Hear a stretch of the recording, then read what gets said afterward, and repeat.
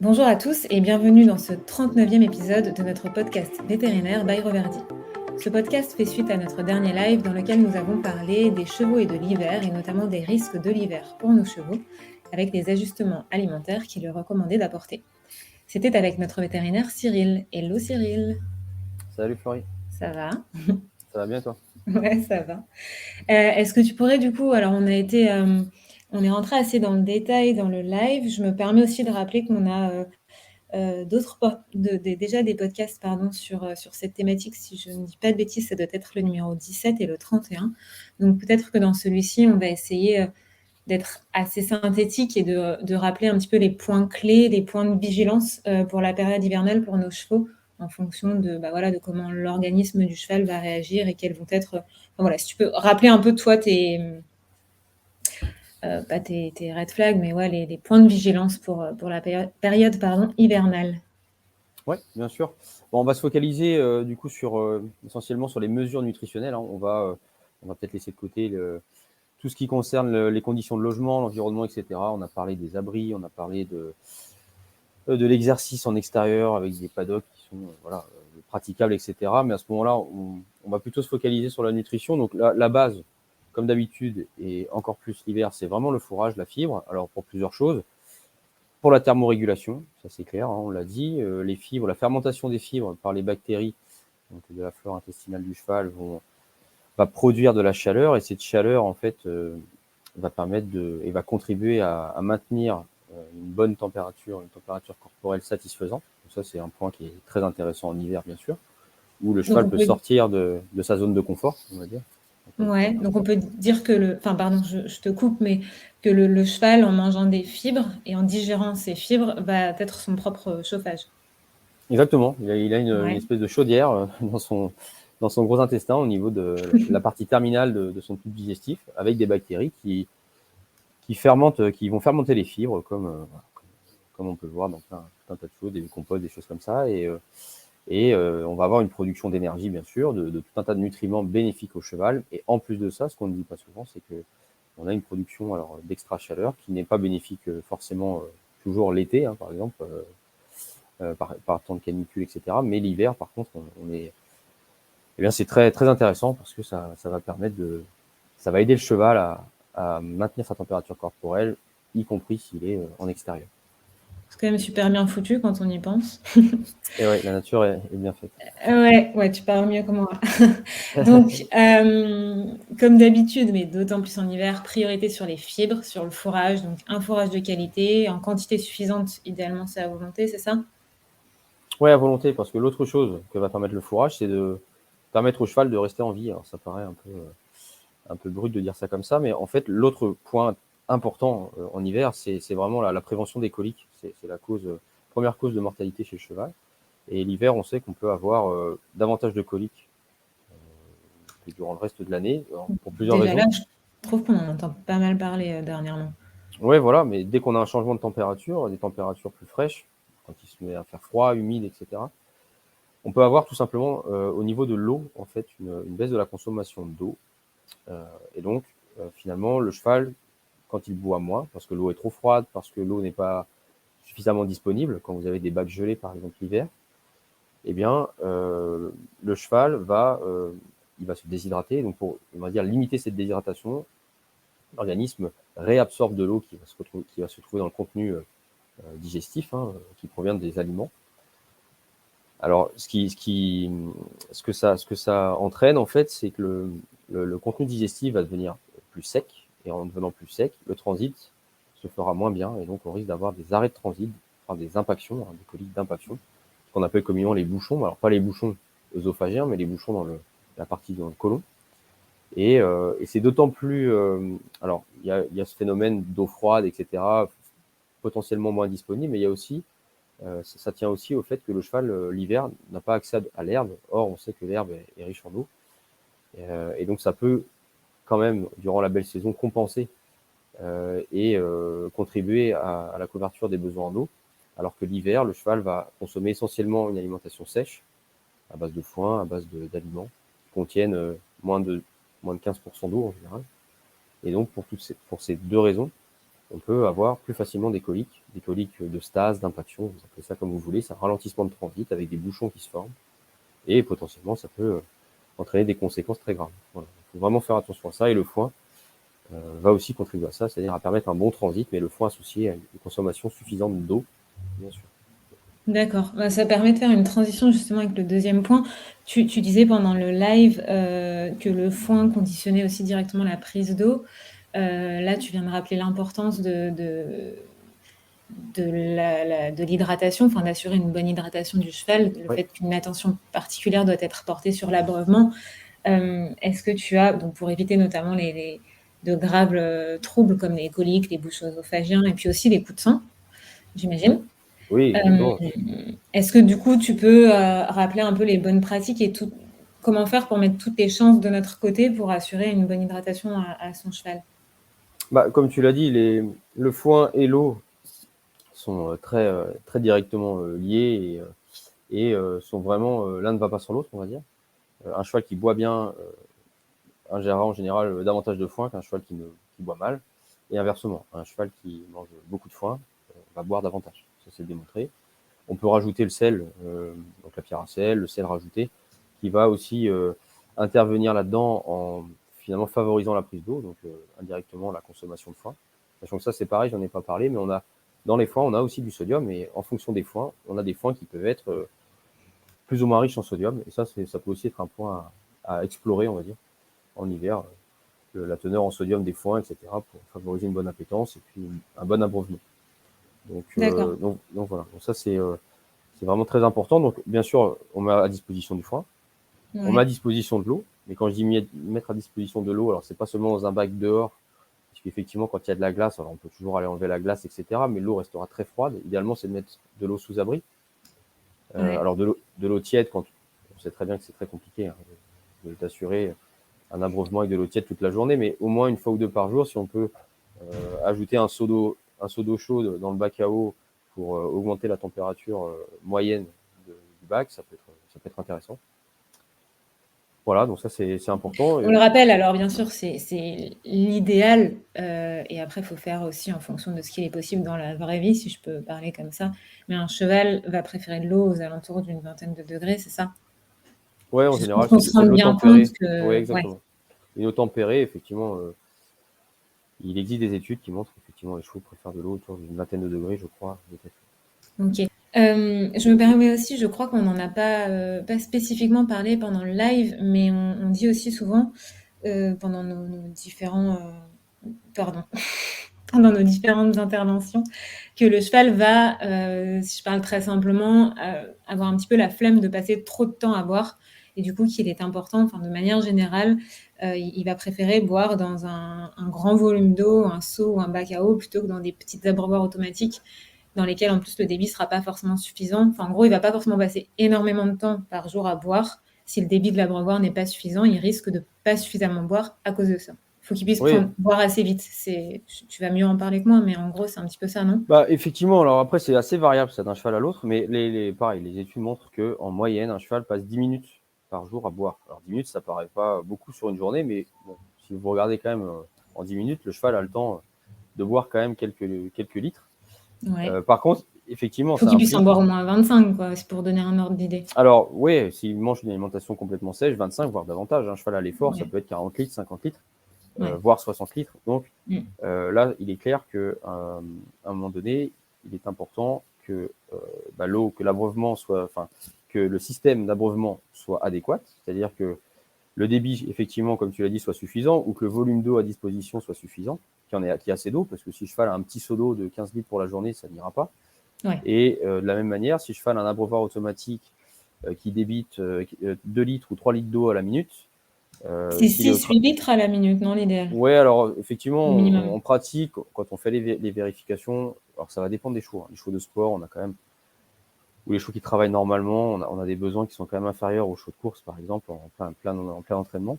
Mais oui, on aime bien être entre 6 et 10 litres minutes. Alors, faut pas être trop bas, bien sûr, on comprend pourquoi, mais trop haut, c'est pas mieux non plus. On a quelquefois des abreuvoirs à 20 litres par minute. Alors là, c'est énorme, hein. Même un peu plus. Eh, Mais tiens, bim, bois. le problème, c'est que ça peut faire peur aux chevaux, en fait. Quand Bah ils ouais, appuient sur les pipettes, ils se complètement. retrouvent surpris et finalement, c'est pas mieux. Ouais, 20 litres, Euh, ça dépote, hein. Ouais, c'est vraiment énorme. Mais vraiment, hein, quelquefois, mais c'est même plus, parce que le seau est rempli en moins d'une minute. Ok, Voilà. Mais non, non, ce qu'il faut effectivement, ce qui a été démontré, c'est que plus le seau, plus le récipient sera volumineux, profond, surtout profond en fait, mieux le cheval va boire. Et après, ok, il y a une question de température, mais c'est un petit peu comme nous avec le grand verre d'eau et la paille, quoi. Vous avez bien la sûr. paille, la bouteille et le grand verre d'eau. Il est clair que c'est plus facile de boire avec voilà, un verre Un Bordeaux. qu'avec une pierre, qu'avec une paille, quoi. Quand on a couru pendant 1 heure, bon, si on doit boire dans une paille, franchement, au bout d'un moment, je pense que ça nous fatigue. On va surtout moins boire que si on pouvait directement boire directement au verre, C'est quoi. Là, clair. là c'est un peu pareil, voilà, en gros. Donc, il faut faire en sorte Ok. d'avoir le système d'abreuvement adéquat. Et ça, après, il existe aussi hein, des systèmes à boules, etc. Alors, il faut juste habituer les chevaux. Faut habituer les chevaux, mais ça peut être intéressant pour éviter d'avoir de l'eau qui gèle, etc. Alors, ça ne changera rien à l'eau, à la température de l'eau. Par contre, c'est déjà, ça permet d'assurer que l'eau ne sera pas gelée, même quand le cheval est au champ ou au paddock, quoi. Voilà, ça c'est parce que c'est une cause directe hein, de colique enfin, finalement le cheval peut mourir. Hein, donc on parle vraiment de fonction vitale et on se doit de subvenir à ces besoins-là, enfin en tout cas d'apporter ce qu'il faut pour que le cheval puisse subvenir à ces besoins-là. Et donc là, c'est vraiment pas, c'est pas du détail, hein, ça relève de la base. Hein, vraiment. Hmm. Ok. Comment on s'assure que son cheval s'hydrate suffisamment? Comment on peut savoir? Bah alors, il y a plusieurs moyens directs ou indirects. Hein. On a parlé du pli de peau, ça peut être un moyen intéressant. L'aspect des crottins aussi est Alors, toujours à. tu peux rappeler juste le pli de peau, on Ouais, bah voit on prend un pli juste de le peau au niveau test. de.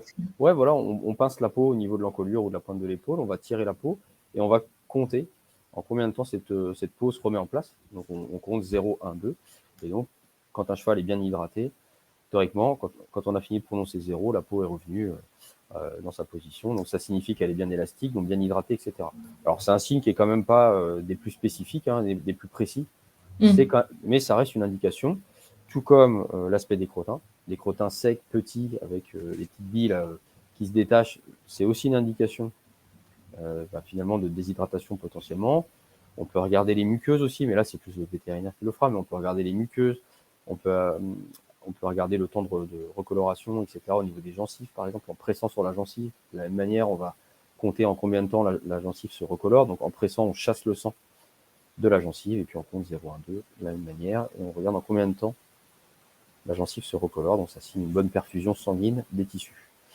Donc voilà, par exemple. Et il y a le Et flanc puis, aussi, les ouais, flancs. c'est ce que j'allais dire, tu avais parlé de ça. Ouais, l'hiver, le niveau de remplissage des flancs, moi, c'est toujours un indicateur important pour moi. Surtout quand on va voir par exemple, des poulains qui sont en lot dans les prés, on peut pas. Techniquement, c'est toujours compliqué de les regarder tous un par un, puisqu'ils sont tous voilà, ils sont en groupe, on les prend pas un par un, etc. Mais visuellement, assez rapidement, eh bien, on peut voir si tous les flancs sont bien remplis, on va dire, si on n'a pas une dépression entre la dernière côte et la pointe de la hanche. Parce que dans ce cas-là, ça veut dire que finalement, les intestins qui remplissent l'abdomen, hein, la cavité abdominale, ne sont pas assez remplis. Et donc, qu'est-ce qu'on a dans les intestins? Majoritairement, on a des fibres et de l'eau. Donc, ça peut signer aussi un défaut d'ingestion de foin, mais surtout de prise d'eau. Donc, voire de réabsorption d'eau, parce que le cheval n'est pas bien hydraté. Ça se verra aussi avec les crottins. Donc, on va confronter tous ces indicateurs-là, on va les relever, et puis on se dit, tiens, voilà, on va regarder. Et donc, quand on a un doute, on va chercher un seau d'eau tiède, on le propose à son cheval. Au cas où on met du sel dans sa ration, là, pour le coup, on va pas se dire, tiens, on a la pierre à sel, c'est bon. Là, on va mettre du sel carrément dans la ration. On lui propose le Mhm. seau d'eau tiède, et puis Sel, on voit ce qui se passe. tu as parlé peut-être d'électrolytes aussi? Ou des électrolytes, effectivement, Ouais. qui contiennent du sodium, des chlorures, etc. Différents électrolytes, effectivement, qui vont faire le même travail. Ouais. Et donc là, on va un peu forcer les choses pour l'inciter à boire davantage. Et on peut saler le foin aussi, on peut faire. Et c'est vraiment, Tu vraiment important. as parlé aussi d'une chose super intéressante pendant le live, de faire des infusions de foin. Non, c'est pas comme ça que tu Ah as oui, appelé ça, si? si, c'est des infusions de Si? foin, des tisanes Ouais, de foin, on appelle ça. des Nous, tisanes de foin. non, ouais, alors ça, c'est plus à la base, hein, c'est vrai, c'est un peu d'un autre temps. Mais moi, quand j'étais plus petit, je l'ai vu plusieurs fois. Et surtout après les pouinages pour les juments. Alors souvent, c'est pendant la période, ça peut être pendant l'hiver, hein, les juments. Et puisque c'est un gros effort, elles sont éprouvées, elles peuvent transpirer, etc. Et donc, pour les inciter à boire après le poulinage, eh bien, on prenait du très bon foin, très très bon foin, le meilleur, qu'on avait, et puis on le mettait dans de l'eau très chaude, et on faisait comme avec votre tisane, hein, dans votre mug. On laissait le foin pendant 5 à 10 minutes, et puis ensuite on retirait le foin. Et on présentait cette eau qu'on pouvait saler aussi. Et on présentait cette eau à la jument pour qu'elle puisse boire ces 10 litres d'eau. Et finalement, souvent ça se produit la nuit. Et voilà, au même titre qu'on fait boire le colostrum au poulain avant d'aller se coucher, de se recoucher, là on fait boire aussi la jument, et puis on se dit, voilà, on lui met du Une petite, foin, on lui met un petit truc, et puis une tisane, et puis on retourne se coucher. petite pisse mémé avant d'aller se coucher. Voilà, non mais c'est important. Bon, après c'est vrai que c'est plus anecdotique, parce que c'est vrai qu'aujourd'hui, moi je le vois jamais, je le vois Ouais, quasiment jamais. Mais c'était plus effectivement des pratiques que les personnes, voilà, les personnes d'expérience, on va dire, c'est ça. pouvaient utiliser. Et franchement, j'avais trouvé ça malin, intéressant. Puis surtout, ça sent très bon, en fait. Ça fait un super truc. Ça donne presque Alors, envie, hein, ouais, quand tu me racontes. Moi, non, quand t'as j'imagine un bon. la Ouais, grosse tasse avec un énorme sachet du foin dedans que tu fais tremper comme ouais, une tisane géante. quand on a un bon foin, franchement, le résultat est top, surtout quand vous avez, bon, bref, différentes graminées, comme de la flouve, comme des choses comme ça. Et ça fait vraiment ça fait un super truc. Donc, bon, après, ça a essayé. C'est toujours pareil, hein, les chevaux et l'eau. Le cheval, souvent, il est habitué à son eau. Quand on change un peu les choses, bon, voilà, faut un peu les habituer, mais franchement, quand ils peuvent y prendre goût, quoi. Donc, pourquoi pas essayer quand vous êtes coincé avec un cheval, ça peut être utile. Ok. D'autres tips là comme ça qui te viendraient en tête pour les inciter à boire? Non, bah après, il existe des choses, je crois, dans le commerce, un peu en mode grenadine ou autre, hein, pour faire boire les chevaux, du jus de pomme, grenadine. Certains vont mettre des choses à base un peu sucrées quand même, on va se le dire, hein, le cheval étant un mammifère. Bah, il est comme J'aime nous, il bien aime aussi. bien, et comme les enfants, il préfère le jus de pomme à l'eau, quoi, quelquefois. Ouais. Donc voilà, donc c'est vrai que quelquefois certains le font, notamment. Alors je le vois plus à l'entraînement, ça. Par exemple, des pur sang arabes qui arrivent des pays du Golfe, et qui étant entraînés en France, n'ont pas forcément soif, parce qu'il fait pas assez chaud pour eux. Mais les besoins en eau restent quand même importants. Et donc pour les inciter à boire, les entraîneurs vont mettre du jus de pomme dans l'eau, mettre voilà, de la grenadine, j'ai déjà vu aussi. Certains aiment bien la grenadine. Ok. Pas que ce soit dopant. C'est comme des grands enfants en fait. Ouais, bah on essaie, mais il existe, je crois, des sachets, comme des petits sachets qu'on met dans l'eau, justement, qui ont été développés Pour ça. pour améliorer finalement la prise d'eau. Ok, super, merci. Est-ce que maintenant tu pourrais nous dire assez brièvement quelle conduite tenir concernant la ration d'aliments ou pas? En gros, est-ce qu'un cheval qui reçoit déjà une ration d'aliments concentrés, il faut systématiquement l'augmenter pour la période hivernale ou non? Est-ce qu'un cheval qui ne reçoit pas de ration d'aliments concentrés, il faut en donner une? Comment, enfin voilà, s'il y a des besoins spécifiques pendant l'hiver et comment s'assurer de les couvrir, tant pour assurer un état corporel satisfaisant, couvrir tous les besoins en oligo-vitamines. Voilà. Si tu peux nous faire un petit topo Ouais. et comment voir les choses, quoi, quelle conduite tenir. Alors là, il faut se baser sur plusieurs critères. Alors, les conditions de logement, hébergement, est-ce que le cheval va avoir des difficultés à assurer une bonne thermorégulation ou pas? Donc, concrètement, est-ce qu'il a un abri? Est-ce qu'il va avoir une couverture? Est-ce qu'il va avoir du foin à disposition, etc. Enfin, suffisamment, etc., etc. Donc, est-ce qu'on va suffisamment aider le cheval pour que finalement ses besoins liés à la thermorégulation soient les plus faibles possibles? Bon, ça, c'est un premier point qu'il faut considérer. Ensuite, il faut considérer son état corporel, puisque un cheval qui est finalement alors maigre, ou en tout cas insuffisamment couvert d'un point de vue état corporel, juste, c'est-à-dire voilà, entre 2, 2,5 sur 5 par exemple, mais on ne va pas adopter les mêmes pratiques avec un cheval qu'un poney en surpoids, par exemple, qui est 4 ou 4,5 sur 5, où là, lui, on ne va surtout pas augmenter sa ration, et on ne va surtout pas le couvrir. Bon, par contre, on lui assurera quand même un abri artificiel, naturel, mais pour qu'il soit, voilà, pour respecter tout ce Il ne qui faut pas concerne non le plus le mettre bien-être. dans Ah la bah non, galère. oui, c'est pas à la dure, exactement. Il faut vraiment respecter tout ce qui est en lien avec le bien-être, et on doit lui assurer un abri, etc. Puisqu'on n'en a pas parlé, mais au-delà du froid en hiver, ce qui vraiment peut embêter les chevaux, c'est le vent, ok, et l'eau, l'humidité sur le poil, etc. Où là, finalement, le pelage, même s'il est épais, il ne sera pas aussi efficace dans la thermorégulation s'il est mouillé comparativement à un pelage sec. Donc voilà. Mais donc pour revenir à ces apports d'aliments, eh bien on va regarder tout ça. Et puis en fonction de ça, on va regarder l'âge du cheval aussi, son activité, etc. Et donc en fonction de ça, alors déjà on va prévoir les choses en amont.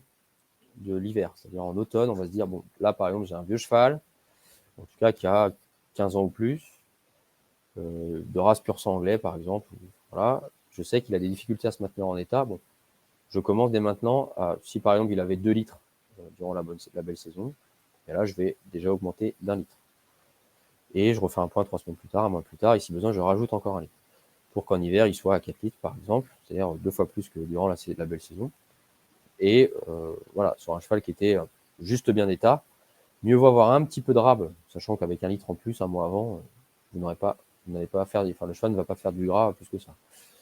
Mais il vaut mieux le prévoir comme ça, avoir un petit peu de rab si besoin sur des chevaux dont on sait que ça va être compliqué de les maintenir en état, plutôt que de se dire non, mais ça va aller. Et puis au mois de janvier, se dire oh là, en fait, il a perdu 30 kilos sous la couverture, on lui voit les côtes, il commence à perdre du dos, et là tu dis bon, là ça va être compliqué, parce qu'on est en plein hiver, les besoins de thermorégulation sont potentiellement élevés, et donc ça fait un peu comme la jument en lactation, ça devient mission impossible de faire en fait, de reconstituer des réserves et de refaire reprendre du muscle, etc. au cheval durant cette période hivernale. Donc voilà, ce qu'il faut, c'est bien anticiper et c'est pas obligatoire. Enfin voilà, on a des chevaux qui vont rester très très bien avec du foin, une petite ration, la même ration qu'ils avaient durant la belle saison. Si besoin, on ajoute une dosette d'oligovide pour assurer une bonne couverture en oligo-éléments, vitamines, parce que là, le cheval, il sera 100% sur du foin. Et on sait Alors, que les vitamines dans le foin, bon, l'oligovide, le minéral oligovide, c'est un CMV, donc un complément minéral et vitaminique. ouais. Je te laisse reprendre, c'était juste pour expliquer ce que c'était. Oui, bah en fait, oui, effectivement. Donc l'oligovide permettra, par exemple, voilà, quand on est sur une ration qui est 100% à base de foin, et en fait, enfin, en tout cas, quand la ration fourragère n'est constituée que de foin, et quand le cheval finalement n'a plus d'herbe à disposition, on sait que les apports en vitamines via le fourrage, du coup, vont être très limités, puisque dans l'herbe, on sait qu'on a des vitamines, la vitamine E, des bêta-carotènes qui sont les précurseurs de la vitamine A, des vitamines D, etc. Et quand on est voilà, sur une ration 100% à base de foin, moi personnellement, on ne compte plus sur ces apports-là, puisqu'on sait que les teneurs diminuent de manière assez importante durant la phase de stockage du foin, etc. Et donc, dans ce cas, pour éviter les carences en fin d'hiver, moi je préfère en tout cas m'assurer que les besoins du cheval sont couverts. Donc, si l'aliment ne permet pas de couvrir ses besoins, eh bien, on peut rajouter effectivement une dosette d'oligovide, par exemple, pour compléter les apports de l'aliment concentré. Ok. Donc, si je comprends bien, ce qu'il faut bien savoir, bien retenir, c'est de bien préparer son cheval en amont de l'hiver, on va dire. Alors, ça ne veut pas dire l'engraisser avant l'hiver, mais si on sait que son cheval a tendance à perdre un petit peu d'état, s'assurer qu'il est qu'il est bien pour rentrer dans l'hiver, parce que c'est Ouais, pas on une corrige fois la qu'il fait ration. froid, voilà, on corrige la ration avant, c'est pas une fois qu'il fait froid qu'il va réussir à reprendre. Si le cheval ne reçoit qu'une ration fourragère et pas de CMV, enfin après c'est possible qu'il ait déjà un CMV et qu'il en reçoive toute l'année, mais au minimum couvrir les besoins en oligo et vitamines avec un complément, en oligo-éléments et vitamines avec un complément minéral et vitaminique. Et puis inversement, un cheval qui a tendance un petit peu à l'embonpoint, ce que tu as dit dans le live, à la limite, la période hivernale, ça va pas être plus mal pour lui parce que ça va aider un petit peu à retrouver un état corporel plus Appuyer dans satisfaisant, ses réserves, voilà, appuyer exactement. dans ses réserves. Et puis, ce sur quoi aussi tu as bien insisté, c'est soulever les couvertures et pas toucher votre cheval, quoi. Ouais, le toucher, le regarder forcément le petit coussinet adipeux là sur les côtes, enfin la petite couche de gras sur les côtes, ça c'est vraiment important déjà de regarder, de toucher. Souvent sous les couvertures, le pelage étant bien plaqué, donc on arrive assez vite à se faire une idée. Regarder les masses musculaires, notamment dorsales, et puis le remplissage des flancs, quoi. C'est vraiment important, c'est du court terme, ça, le remplissage des flancs. Bien le regarder tous les jours, parce que si votre cheval est toujours très bien et que un jour pour je ne sais quelle raison, vous retrouvez votre cheval avec les flancs complètement creusés, vous dites oh là, il y a un souci, tout de suite je vais checker l'eau, etc. Très bien, on a très bien pu avoir un souci de gel de la tuyauterie, un crottin dans l'abreuvoir, ça arrive, on le voit tout le temps. Enfin bref, tout un tas de choses qui pourraient faire que le cheval ne va pas boire suffisamment, et voilà. Et c'est vraiment important de checker ça, parce qu'honnêtement, ça peut aller assez vite. Ouais, ok. Donc vraiment bien penser à ça. Et un cheval qui ne serait pas nécessairement couvert aussi, penser bien il faut avoir conscience que la couche de poil peut aussi masquer certaines choses et penser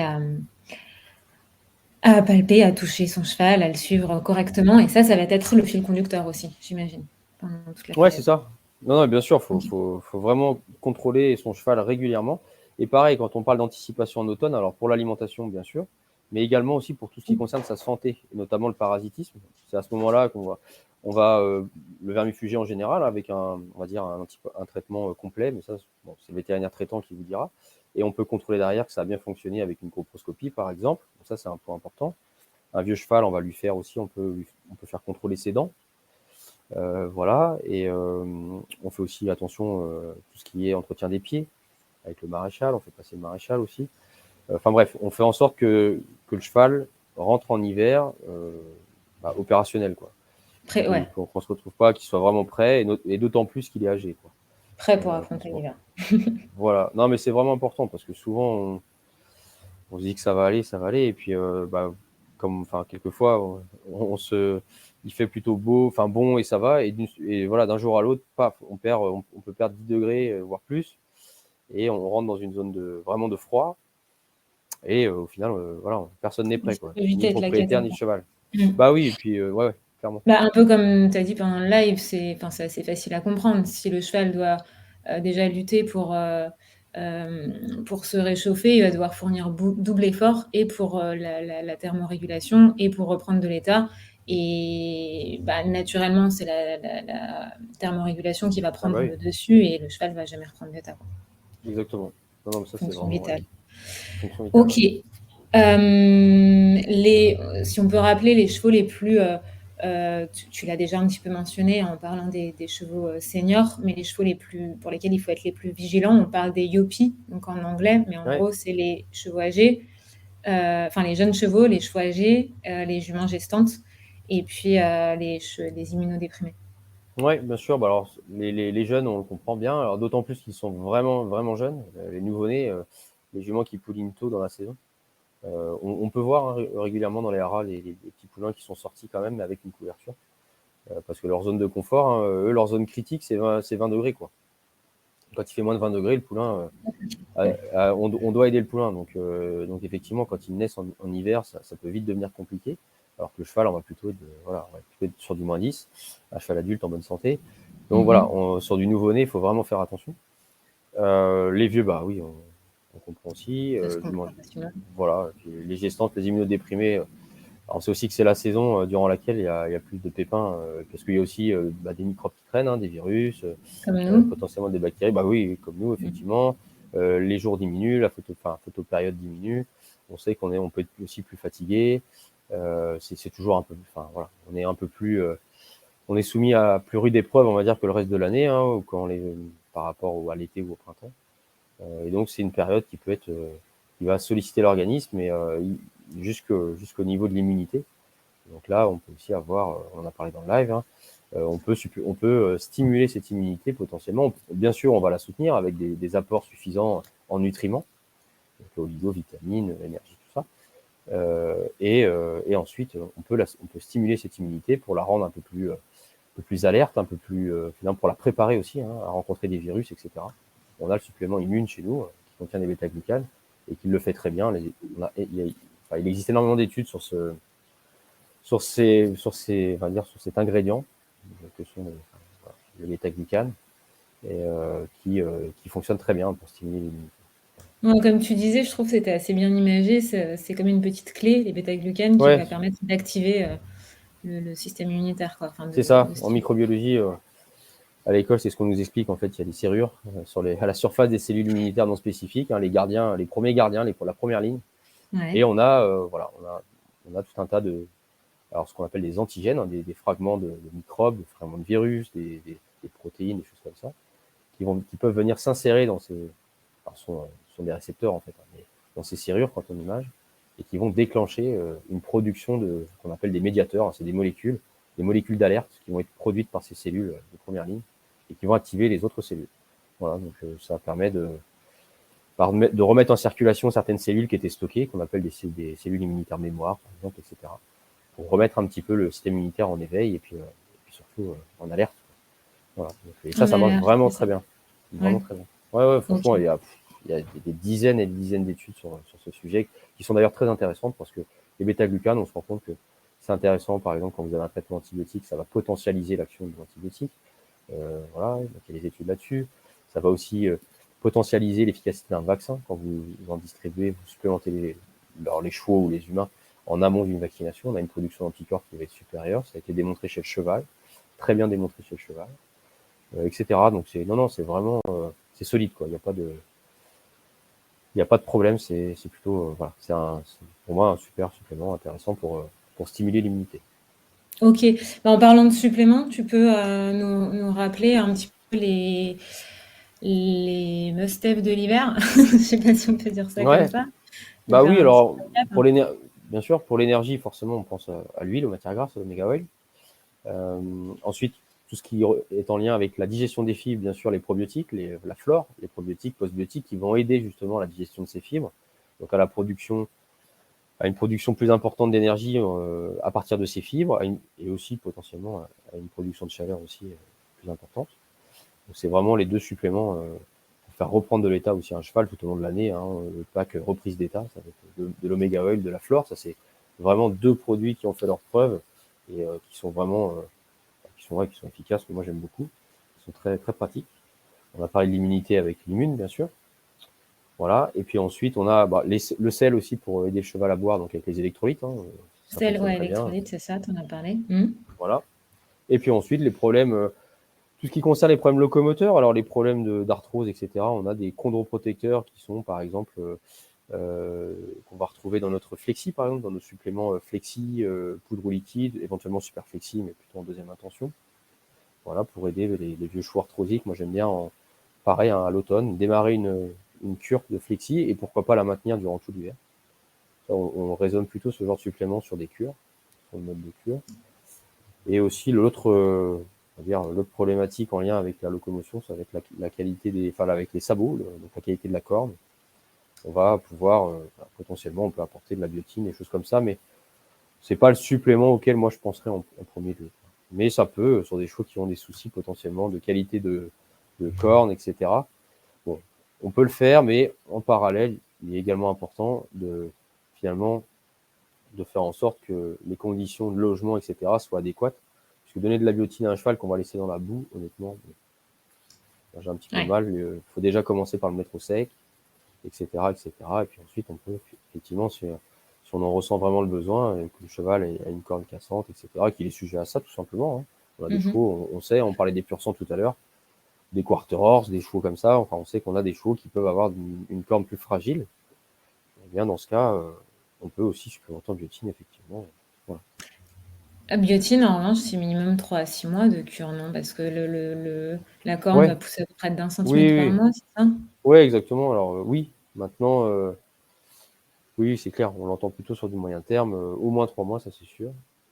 Et voilà, donc, mais oui, ça s'entend plus sur. Pas s'attendre à avoir des résultats en 3 semaines, quoi. Non, non, non. C'est là où il faut Mmh. préparer, tout ça, ça se prépare en fait. Pour ça, Ouais, c'est évidemment. pas une fois qu'on a le cheval les pieds dans la boue, avec les fourchettes abîmées.